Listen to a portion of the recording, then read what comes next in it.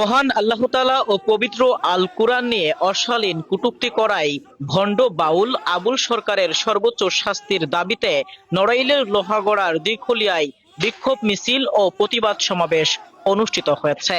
২৯ November শনিবার সর্বস্তরের উলামায়ে কেরাম ও তাওহিদি জনতার ব্যানারে দিঘলিয়ার বিভিন্ন সড়ক প্রদক্ষিণ করে এ বিক্ষোভ মিছিল অনুষ্ঠিত হয়। বিক্ষোভ মিছিল ও মানববন্ধনে বক্তারা বলেন, বাউল শিল্পী আবুল সরকার মহান আল্লাহ তাআলা ও পবিত্র আল কোরআন শরীফ নিয়ে যে অশালীন ও কুরুচিপূর্ণ কটূক্তি করেছে, এতে আমাদের মুসলমানদের রক্তক্ষরণ হচ্ছে।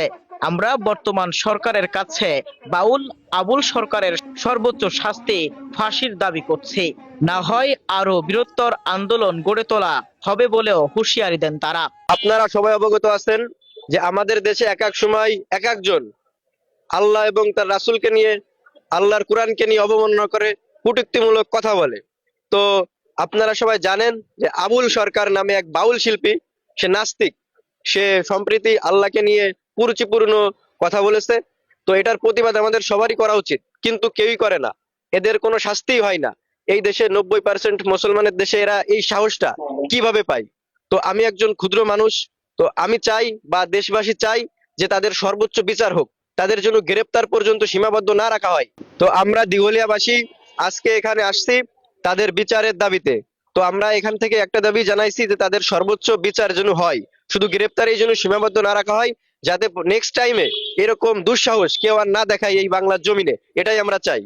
এদেশে বসবাস করে হিন্দু, এদেশে বসবাস করে খ্রিস্টান, নানান ধর্মের লোকেরা, কিন্তু প্রত্যেকের ধর্মের স্বাধীনতা রয়েছে, প্রত্যেকে যার যার ধর্ম পালন করবে।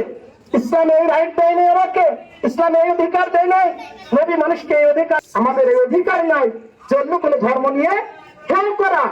ভাইরা আমার, আবুল সরকার এই দেশে, যে দেশে 92% মুসলমানের দেশ, যে দেশে লক্ষ লক্ষ মসজিদ, যে দেশে হাজারো খতিব, যে দেশে হাজার লক্ষ হাফেজে কোরআন, যে দেশ শাহজালালের ভূমি, যে দেশ শাহ মখদুমের ভূমি, যে দেশে আগমন করেছিলেন, যে শাহজালালের আগমনে অত্যাচারী শাসক গৌরগোবিন্দ পালিয়ে যেতে বাধ্য হয়েছিল, এই ভূমিতে দাঁড়িয়ে আবুল সরকারের কত বড় সাহস, সে আল্লাহকে নিয়ে, রাসূলকে নিয়ে, কোরআন নিয়ে ক্রিটিসাইজ করে। ভাইরা আমার, আবুল সরকারকে ইতিমধ্যে গ্রেপ্তার করা হয়েছে। শুধু গ্রেপ্তার দেখিয়ে এমন বিষয়টা প্রহসন করলে জাতির সঙ্গে হবে না। ইতিপূর্বে দেশের মুসলিম তাওহীদি জনতা লক্ষ্য করেছে, এই দেশের ফ্যাসিস্ট হাসিনা সরকার বিভিন্ন সময়ে তাওহীদবাদী মুসলমানদের যখন দেখেছে, ব্যাপক তাদের বিক্ষোভ দেখেছে, যখন দেখেছে মুসলমানেরা জাগরিত হয়েছে, তখন হাসিনা সরকারও গ্রেপ্তার করতো, নাম কষ্টে গ্রেপ্তার, বরঞ্চ তাদেরকে আরো জামায়াতের আদর করত। তারা আমার এই আবুল সরকারকে শুধু গ্রেপ্তার নয়, বরঞ্চ তাকে অবশ্যই ফাঁসির কাস্টে ঝোলাতে হবে। তাকে অবশ্যই এমন আইনের মাধ্যমে, এমন আইনের শিকারতে হবে, আবুল সরকার নয়, যে কোনো ব্যক্তি এর সাথে মদত হবে, তাদেরকে ফাঁসির কাস্টে ঝোলাতে হবে। আমরা এখন মানববন্ধন কর্মসূচি পালন করছি। আমাদের আজকের কর্মসূচি প্রায় শেষ মুহূর্তে।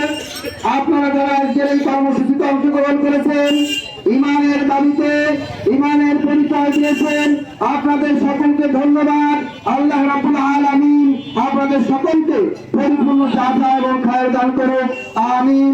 আখির দাওয়ানা আলহামদুলিল্লাহি রাব্বিল আলামিন। আসসালামু আলাইকুম ওয়া রাহমাতুল্লাহ। আপনাদের সকলকে ধন্যবাদ।